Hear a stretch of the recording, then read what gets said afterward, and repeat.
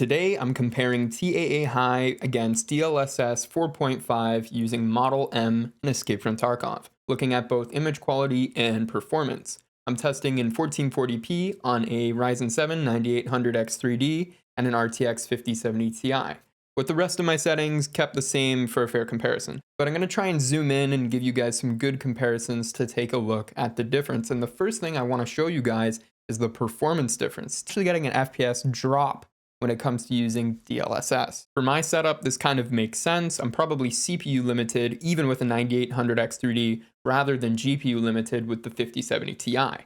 DLSS is lowering the game's internal rendering resolution, which reduces GPU work, but as we know in Tarkov, it actually is beneficial to put more on the graphics card. That's why we use settings like area light instancing, and lowering GPU load won't necessarily increase FPS. This will heavily depend on your specific setup, so it's definitely worth testing them both and taking a look to see which one gives you the best performance. Now, I played quite a few games with both TAA High and DLSS 4.5, and I'm not gonna lie, they're very similar. You can see in this comparison, very similar, and there is definitely differences, especially in the foliage and looking at the edges of like something like the blue container here. It is genuinely impressive to see how well DLSS is holding up with that internal res. I do prefer the way that it looks in TAA High, especially with the foliage, so it kind of works out for me that the performance is better. One thing I did notice is that DLSS definitely looks over sharpened. And if you're wondering why I'm running back and forth against these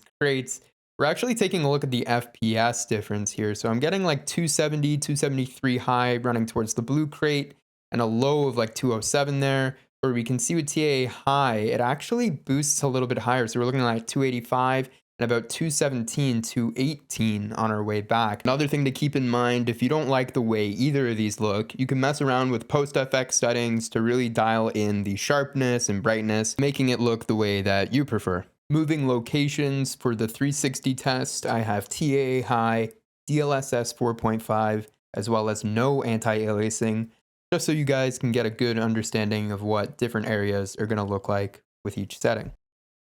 Also see very similar FPS gains and drops when we're doing the 360 depending on what area we're looking towards, but all of these are pretty similar, not like a crazy FPS difference from one to another. No anti-aliasing, definitely looking pretty rough here in the comparison. Moving into the scope test, we're going to see the foliage and some of the textures being zoomed in here.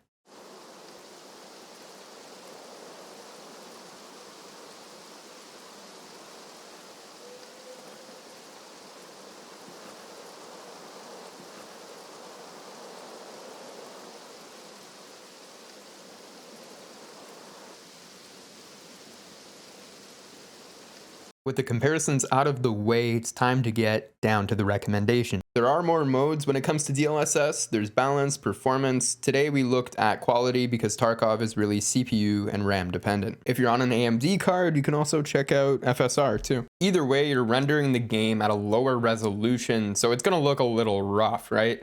If you're getting 20 or more FPS with DLSS, I'd rock that, tweak the visuals.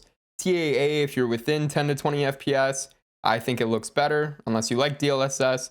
And obviously, if you're getting more FPS with TAA and you like it, then go ahead and run that.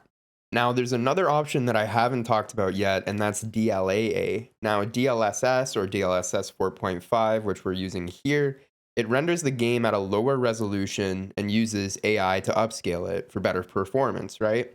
Where DLAA, on the other hand, renders at your monitor's native resolution, so like 1440p in my case, and it uses the same AI anti-aliasing without upscaling. So it should look a lot better. And if you have the GPU headroom, which we should in Tarkov, you can take a look and see how it runs. It's a bit more complicated to set it up rather than just having an in-game setting. I believe you either need to force it through the NVIDIA app or you need to go through the NVIDIA inspector to change some parameters.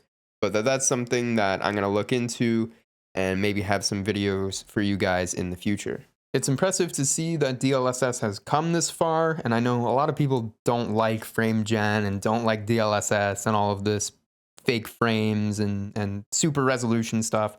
But honestly, if it gives you more FPS and you don't mind it, I say why not, right? Like, I don't necessarily need to run it.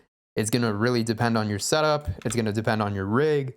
But if it's something that helps you run the game smoother and you don't mind the way it looks, or maybe you even prefer the way it looks, then more to you, right? Like it's having the choice and having the ability to be like, oh yeah, I want to run this or I don't want to run this is where it's cool. And it's tough for people who can't run the game without frame gen, or at least can't run it smoothly without it. I feel like I'm in a pretty privileged position to say, hey, I can run this if I want. And I also don't really care that much about the input delay. I know that that's another factor when it comes to frame gen. So that's something to keep in mind if you're looking at running like smooth motion. But yeah, it's nice to be able to mess around with the tools and see what's at our disposal. Anyways, I hope you guys like this video. I'll catch you on the next one. Peace.